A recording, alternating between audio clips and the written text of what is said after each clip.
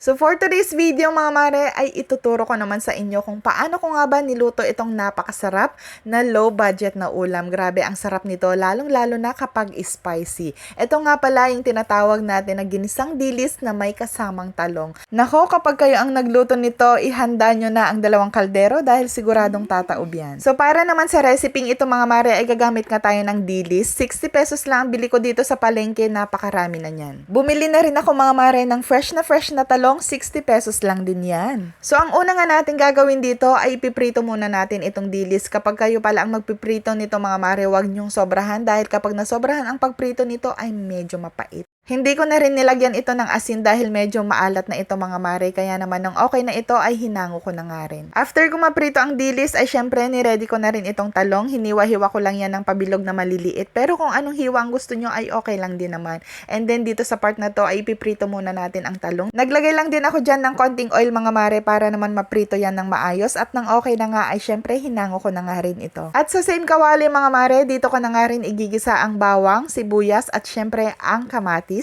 Half kilong kamatis ang ilalagay natin dito mga mare para naman mas masarap ito at mas malasa. After ko mailagay ang kamatis ay tinakpan ko muna ito para maluto ng maayos, and then pag ganito na yung texture niyan ay pwede na natin itong timplahan. Maglalagay na ako dito mga mare ng 3 kutsarang soy sauce, 2 tablespoon of oyster sauce at syempre ang pamintang pino. Maglalagay din ako dito ng 2 tablespoon of banana ketchup at 1 tablespoon of brown sugar. Mas okay kung medyo manamis-namis ito mga mare, kaya naglagay ako ng brown sugar. Nag-add na rin pala ako dito ng 1 teaspoon of seasoning para mas malasa ito, and then ayan na nga, nung okay na yung timpla ay nilagay ko na nga ang naprito natin na dilis.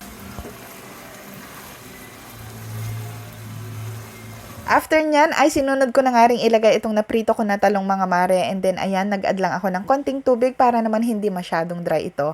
Grabe, napakasarap talaga nito dahil amoy pa lang ay nakakatakam na talaga. Ang recipe ito mga mare ay pwedeng-pwede pala pang breakfast, pang lunch or pang dinner dahil pwedeng-pwede itong ulamin kahit anong oras. Napakasarap talaga nito lalong-lalo na kung medyo spicy, kaya naman dito ay maglalagay nga tayo ng maraming siling labuyo. Nako, napakasarap talaga nito. Sinasabi ko sa inyo, magugustuhan nyo talaga ang recipe ko na to. At ito na nga mga mare, luto na nga rin ito. Naglagay lang ako dito ng siling green pang garnish lang. I hope you enjoyed watching my luto serye. Tara na at kumain na tayo. Kung nakarating man kayo sa puntong ito mga mare, paki-comment na rin kung hanggang saan nakarating ang spicy ginisang dilis na may kasamang talong. Maraming salamat po ulit sa panonood. I hope you can also follow me on my Facebook and TikTok account.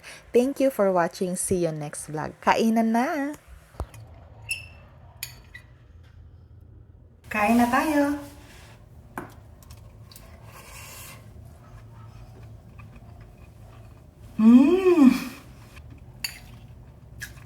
Masarap, grabe!